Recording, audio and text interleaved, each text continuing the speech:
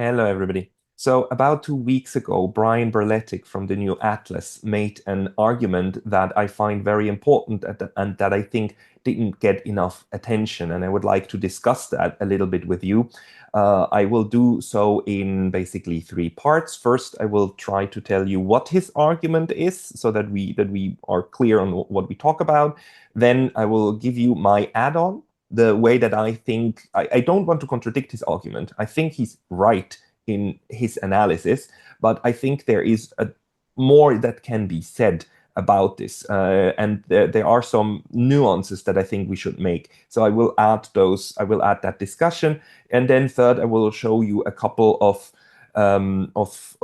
contradictions maybe in what we might be seeing currently about US foreign policy making, and the question I think we should ask, and on which a lot will hinge on what we will be seeing in world affairs over the next couple of years. So let me start with his argument because it is very well formulated and structured. His whole point in the video is to convince you and show you that there is what he calls continuity of agenda in US foreign policy making.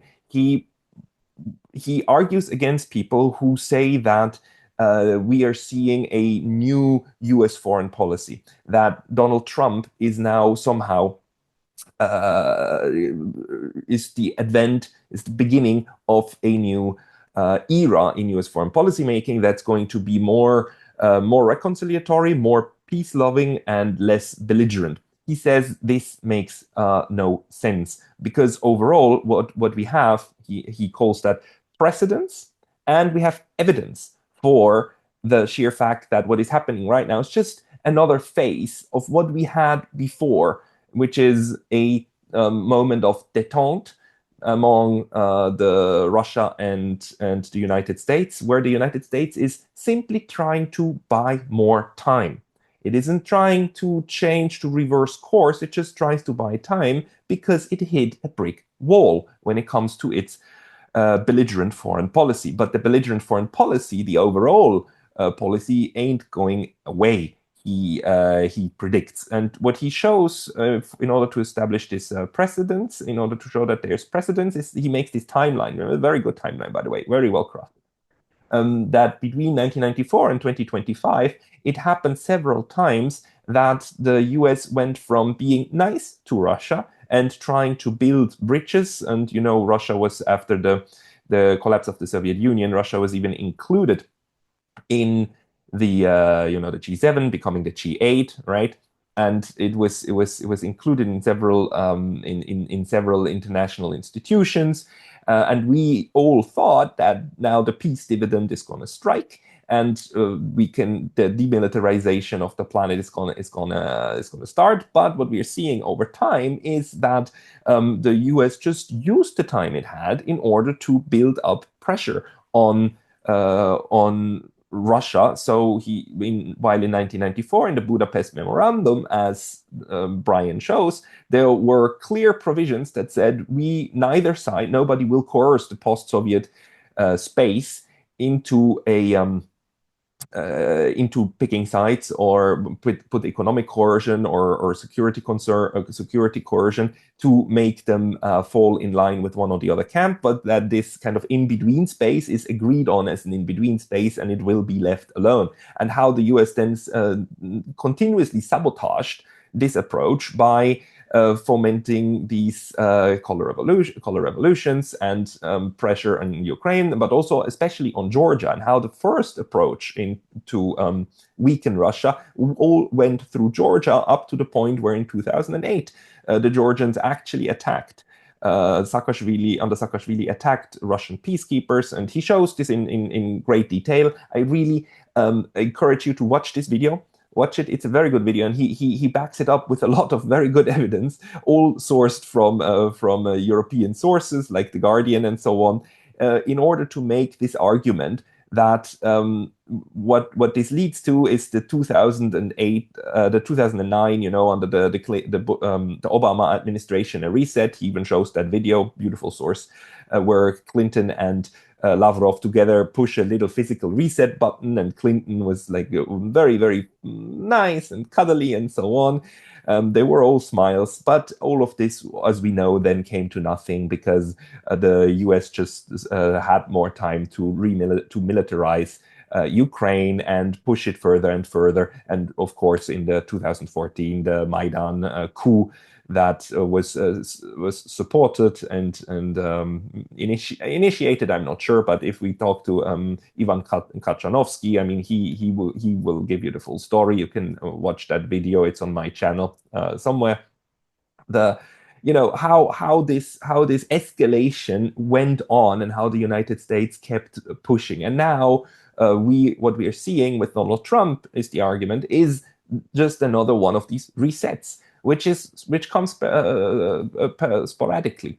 And I must say, Brian's argument could be even extended into the Cold War.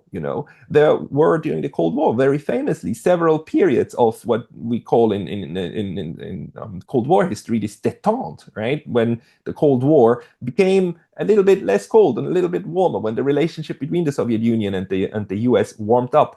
The high time, the peak of détente in the 1970s was 1975, when the Conference for Security and Cooperation in Europe resulted in a security structure for the entire continent plus North America. And you had 50 foreign ministers meeting and shaking hands. You had Ford and Brezhnev and meeting, and you had exchange between these leaders on the highest level, and you can argue that this was due to the United States, basically at that point, just having recently lost the Vietnam War and actually having changed its foreign policy to be more friendly again to the Soviet bloc, and then in 75 reaching that high point. But all of that, of course, then led to later on to Ronald Reagan's presidency, in which he then again put maximum pressure, right? And he militarized the United States, and he did an arms race with the Soviet Union in order to bankrupt them.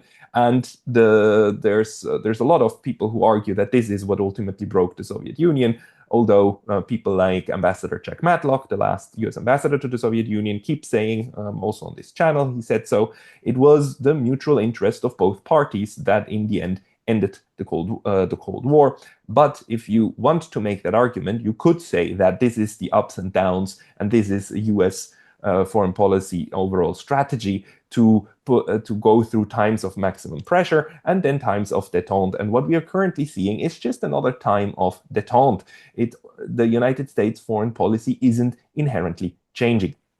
So this argument is, I believe, there's very strong evidence. He has very, very strong evidence for this. But one thing that I would like to add is that it would make sense if we differentiate between a few things that are currently going on. And let me just also tell you that toward the second part of the video, Brian focuses especially on the now ongoing pressure that the United States is trying to put on China, and how even Pete Hegseth and so on have said repeatedly that one of the reasons for which they want to get to better relations with Russia is to have time to put pressure on China. So it is not that the United States is changing its view on trying to achieve global hegemony and warmongering left and right, but one of the points is that they're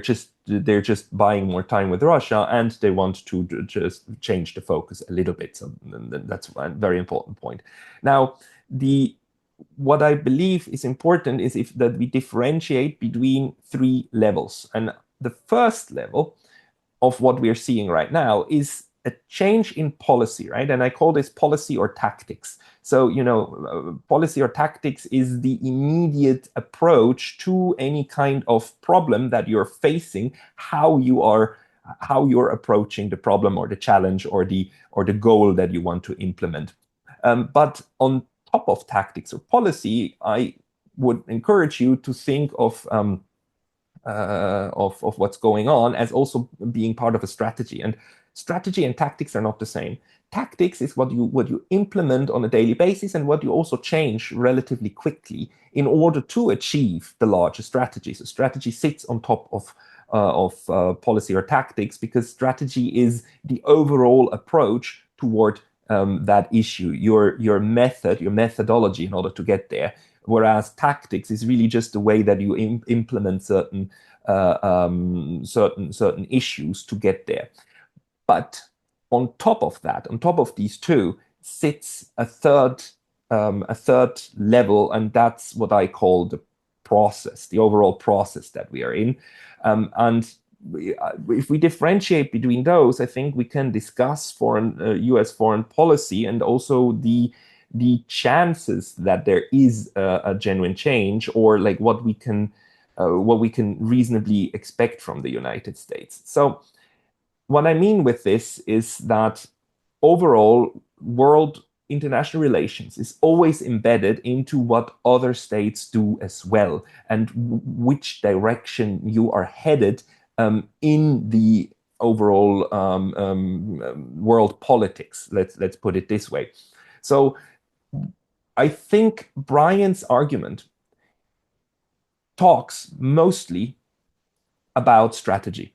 And his argument is that the strategy of the United States to achieve global hegemony hasn't changed, even though people argue for this, and even though the rhetoric of Donald Trump and so on now leads people to believe that there is a change. Actually, the strategy is still the same. The United States is still going to warmonger. It still wants to insert itself into theaters where it has nothing, where there's no good reason for it to be. And in the second part of the video, Brian talks about how the United States meddles in with Chinese affairs, how it tries to insert itself in this inter-Chinese dispute between Beijing and Taipei with the Taiwan issue, how the Trump administration is even outwardly saying that they want to put pressure on China, and how the Chinese obviously perceive everything that's happening, especially all of the US military bases right next to its shores, as a threat, and how the United States talking about confronting China threat is nothing else but the United States implementing a strategy of trying to prevent China from actualizing its economic growth potential, from actually trying to deter the United States, right? How the US lacks or tries to pretend that it's ramping up and beefing up its Pacific fleet and threatening China, how it does that as a defensive mechanism, when in fact it is actually offensive. It is meant to ultimately hurt China. Now, this is again the level of strategy that Brian talks about, and yes, I think there's an 80% chance, 85% chance that he's right. That yes, probably the overall U.S. foreign policy process hasn't changed that much. Although on the level of policy and tactics, on that level, we clearly see a difference now, right? We see how Donald Trump is breaking with the policies of the Biden administration, how he, especially when it comes to Russia, right? Especially there, it is undeniable that he has this new policy. But again, this is the tactics. And you can change tactics, but the strategy itself might remain the same. So this is where I think he's absolutely right. The last part, though, and that's where I have my main questions, is the process. And this is this level of that doesn't depend solely on what the United States does. I put a picture here of the BRICS because if we think about the most important, most relevant way in which the international system is moving, then definitely at the moment, the most important thing is that we are in a multipolar world, and that we now have other great powers that are able to assert themselves economically and militarily, right, security-wise. And we have at least Russia and China, but probably also India that is part of that club, And of course, in South America, I mean, with Brazil on a lower level, but still we have other powers that are able to currently shape not only their immediate environment, but add to the way the international system works. And BRICS is trying to build new financial infrastructure, new ways of doing business, and that is what we now call this multipolar world. Now, if you compare that to the early 1990s, let's say 1994, when Brian's timeline starts, what we had there was the end of the Soviet Union, right? There's no more Soviet Union, a severely weakened Russia, a China that is not yet an economic powerhouse, that still had more than 500 million people living in poverty. So the overall process and the structure of the 1990s of the international system was one that was geared toward and clearly pointing to unipolarity.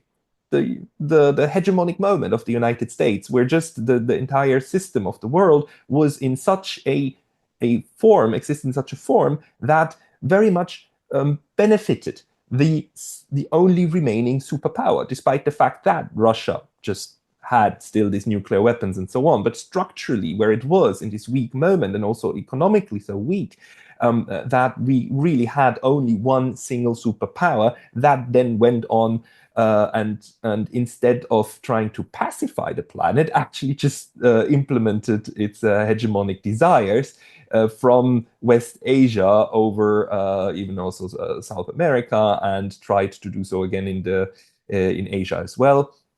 And actually try to break the European space, the Russian space up even more.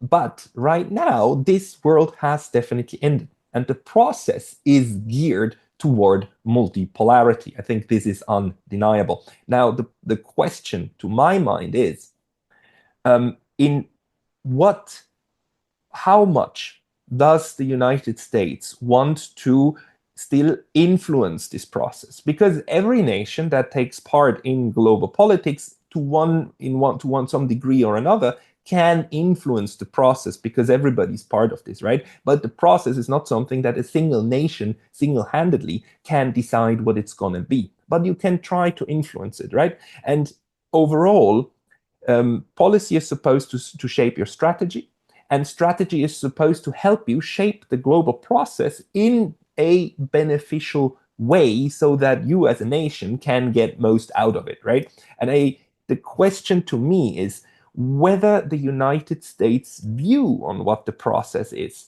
has changed or not. Because we get these indications from Donald Trump and his team, who are now, especially Marco Rubio, who openly said that the United States admits that they are in a multipolar world, and that it is normal to have great powers, and that therefore the point of US foreign policy has to be to use diplomacy to shape the international order into as beneficial a place as possible for the US, but do so by diplomatic means mainly, and by military means if necessary, right? So that's a very different way from looking at what the process of international relations looks like from the previous administrations, where you can say that these people clearly, utterly were neocons. And the neocon view on the world is that the only acceptable process is one that leads toward US hegemonic dominance over everybody else. Now, in this sense, what my little scheme here means is that while policy and strategy can try to influence process, the process that you're in also informs what kind of strategy and policy are possible in order to interact with the international system, right? If you view the process of international relations as one that has to point toward hegemony, you will have a different strategy and different policies from a situation in which you view the international system as inherently geared toward multipolarity. So in this sense, this is not it's not a one-way street. It's really obviously this is just a simplification of what's actually happening in the world. This is really just an attempt at trying to grasp what kind of situation we are currently in. But I do think, on the one hand, world leaders like Mr. Trump and foreign policy thinkers They try to analyze what kind of situation they're in. So they try to get informed by the international process and by their own strategy, right? Where their own strategy leaves you, while they also try to influence it on the other hand. That's what I'm trying to show here. And this influence part, that's where we are not clear on what the next years forward are gonna be. So Brian Beletic, let's get back to him. Very importantly, shows in his timeline, and he makes this argument as well, that the United States is not a unitary actor. This is very, very important. He shows this this report here called Extending Russia. And he argues that, look, the foreign policy making of the United States is not just up to the president. It is actually the outcome of the collective thinking of many people in that space. And there are these reports like this one. I mean, Extending Russia is really, really fascinating. I have it here. This report, competing for advantageous ground. Sorry, I shouldn't have done that. Competing for advantageous grounds. And Brian correctly points out that this is a Rand Corporation report that was commissioned by the US military back in 2019. 2019 Rand Corporation report. And the Rand Corporation is one of these US think tanks, rather, well, let's say, like, they often put out belligerent stuff. And when you look through this report, what you can see, and he points that out, is it is basically a blueprint, as Brian calls it, a blueprint for US foreign policy making. Under the chapter of geopolitical measures, it says the measures that have to be implemented is provide lethal aid to Ukraine. That was 2019, right? Increase support for the Syria rebels. Promote regime change in Belarus, exploit tension in the South Caucasus, reduce Russian influence in Central Asia, challenge Russian presence in Moldova. So this is a very, very belligerent policy paper, which, and really, I mean, most of all of these steps were implemented by the US and by its different branches, including USAID, the whole NGO supporting sector of US foreign policy making. So he correctly points out that there is a whole policy community in the US that is very belligerent and pushing for this. What I do need to show you, though, in order to contrast this, is another report, also by the Rand Corporation, called Revised Regional Order. A consensus proposal for a revised regional order in post-Soviet Europe and Eurasia. This report, too, came out in 2019, and this report, too, is by the Rand Corporation. And this report here was written with the support of the Carnegie Corporation of New York, in partnership with the Regional Office of Cooperation and Peace in Europe, and so on. Also, but it's ultimately a Rand Corporation report, which is much, much more reconciliatory. It was written by or under the guidance of Mr. Chervis. Sorry, let me look this up. The authors are actually Samuel Charap and Jeremy Shapiro were some of the lead contributors of the edit, and the editors then were again Samuel Charap. And these people are much more reconciliatory. What they're going toward with this analysis and then the report is their proposal to create bridges instead of confrontation, right? And proposal part one, conflict management. How do we manage the conflicts responsibly in this post-Soviet space in Ukraine and Georgia? How do we move from conflict management toward conflict settlement? And three, additional incentives for regional states and entities to engage. And they write a summary about a consensus proposal for a revised regional order, in which they then argue for strengthening the bridge building of this region, and encourage also the neutrality of this region and disengagement from the military approach. And the reason I'm showing you this is just in order to make the point that while we have this belligerent stuff like the extending Russia by the Rand Corporation, we also have the other side of other people in the United States who work for the same institutions and produce counter arguments, right? And this is just part and parcel of how the United States works. The US is not a unitary actor. The US doesn't have a single mind or opinion on how things should end up. And certain policy proposals in the think tank world are being picked up. That is clear. And they're being implemented. Unfortunately, the last couple of years, what was implemented were strategies that were outlined in extending Russia. And Brian Berletic then justly points out that there are new policy papers about the 2025 strategy of the United States. I mean, these think tanks, they put out new such stuff, and some of them are very hawkish, like this one, and others are dovish, like this one here. And we don't know exactly which proposals are being picked up. What we do know is that the United States now, that the Trump administration is staffing its highest offices with people who have a diverse range of opinions. I mean, the the director for national intelligence is now Tulsi Gabbard. Never mind the title here. I mean, she's now confirmed.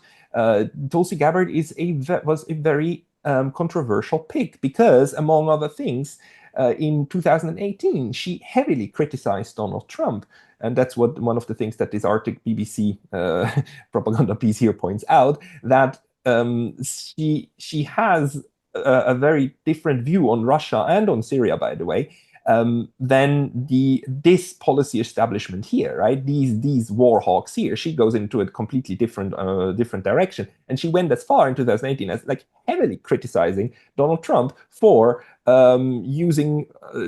striking targets in Syria after Syria was again accused of having used chemical. The Assad government was accused of having used chemical weapons against its own people, and then Donald Trump authorized strikes against some targets in Syria, and she criticized that. But she is now part of his inner circle, and she has, very importantly, also his trust. I do not want to say that she is now the one who will shape foreign policy of Donald Trump and the Trump administration. What I want to say is that in the current administration, we have people like Hegseth who are definitely more hawkish, and we have people like Marco Rubio, who, especially when it comes to South America and to Cuba, are extremely hawkish. But on the other hand, then also talk about multipolarity and accepting that fact. And we have people like Tulsi Gabbard, who are also close to the president, who have a decidedly different approach from the people who are the policy-making world that are behind this extending Russia like war bullshit. Let me put it that way. It's absolutely horrible when your whole foreign policy approach just revolves around trying to foment war everywhere. But so I still the overall strategy still might be, as Brian Berletic points out, to actually influence the United States in a way to just have a pause at the moment, right, and go on. The point is also that this administration, of course, is only here for 4 years, and the next administration that comes in again might then just play in to the timeline that was given to us by Brian, and also the sheer fact that the Trump administration too. I mean, they might just feint, they might just pretend that what they're doing is different, but actually, they might still aim for the changing the process of international relations again, reverting it back to unipolarity. And that's my question. Did this current administration, and not just the administration, but also the policy-making world, the think tank world, and the people who influence and shape US foreign policy making, did a good part of them accept that the process that we are in is aimed toward, or is pointing toward, multipolarity. Is that now a factor in the thinking of these people that will shape, that will inform the way that they try to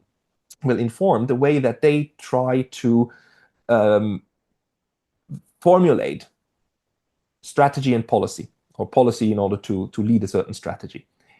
Will this realization that we are not in the unipolar moment anymore now kick in, or does it do the opposite?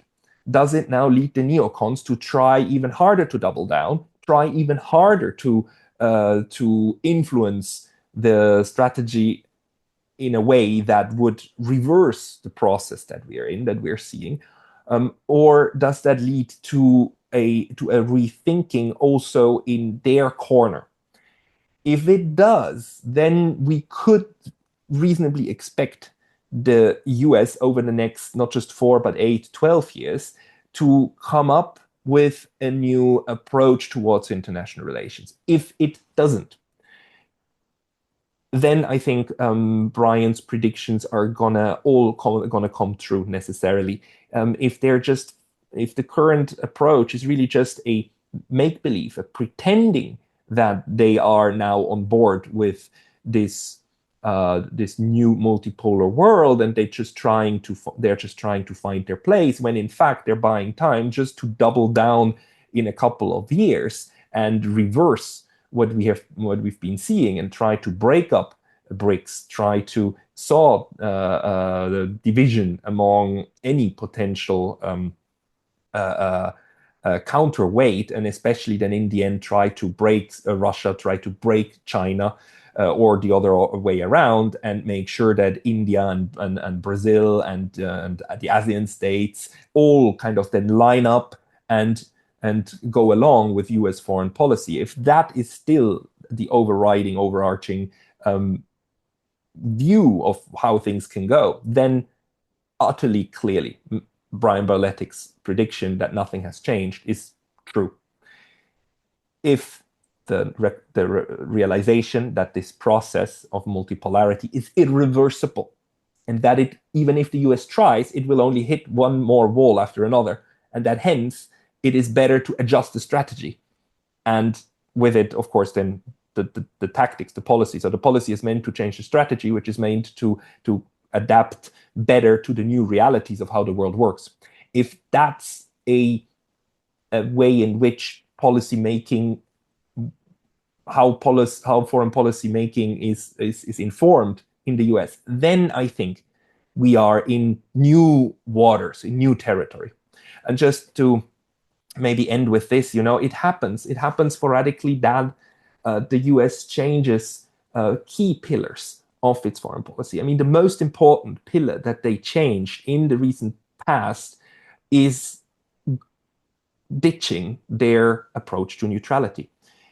And I know this is weird, but it's very important to remember that between 1793, when George Washington for the first time mentioned it, up until 1941, the United States used a neutrality policy in its foreign policy making as a key pillar of how it approached international relations. For 150 years, it was a pillar of US foreign strategy, that they would try to not get involved in European wars. And the First World War was kind of a 18-month exception, but they went straight back to that. And this is not meant to say that the United States ever was a neutral in the way that Switzerland was a neutral, but it was using neutrality towards Europe in order to have time to consolidate its own continent, to implement the Monroe Doctrine, and basically have the entire South American continent and Central America as its backyard, and to expand its power in the Pacific and go and annex Hawaii, and then have its little war with Spain and take away the Philippines from Spain. It was not a US neutrality was never a peaceful neutrality, but it was a key pillar of US foreign policy making, and that they would try to avoid the wars of the Europeans. And that, of course, in 1945, then was completely reversed, and this foreign policy strategy that we saw of the United States of the last 80 years is the opposite. It's like marrying North American uh, more foreign North American security and North American military approach with Europe, right? It's the marriage of these two. That's transatlanticism. Transatlanticism overwrote the previous neutrality strategy, and to the point where this neutrality strategy was then rebranded to isolationism.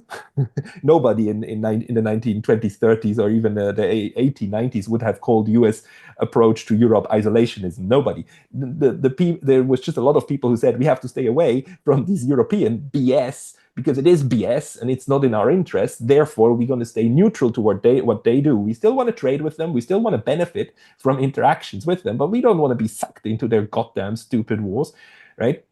And that strategy between 41 and 45 completely was utterly changed, thrown out of the window, and reversed, right? So we have also precedents over the long run for the United States changing very important pillars of its foreign policy or foreign strategy for its opposite, for something else. So it's not the case that we've only seen the US trying to use this strategy, right, with putting pressure on Russia and break everything up and smash the Eurasian continent.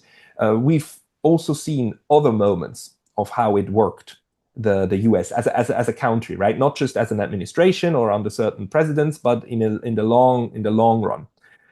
So I do think it is not impossible for a genuine change of US foreign strategy to be taking place right now, but we have no guarantee for that. We don't know. And Brian Berletic is absolutely right when he says that all the indicators we have over the time span of the last 30 years or so, they say the opposite, right? They say that this is just another cycle, another part of the cycle, and that's absolutely possible. On the other hand, a lot depends on the grand interpretation of what's going on, right? Of the big picture. So to my mind, it's an open question. To my mind, only time will tell, which is of course not a very not a very useful prediction if you really wanna be able to then determine what kind of strategy you should have toward this new world and where you should do investments and or where you should try to escape to if like everything comes down. I mean, I hope it doesn't. What I want to say is that when an analyst says only time will tell, then the analyst is basically useless. I hope it wasn't useless to you. I hope this helped in trying to think about the world. I think about international processes and international relations a bit in this way, right? I try to differentiate these levels to try to make sense of the world. Let me know what you think about it. Write into the comments. Tell me if what I'm missing, because I miss a lot. And if you have something to add, please let me know in the comments. Thank you very much, everybody.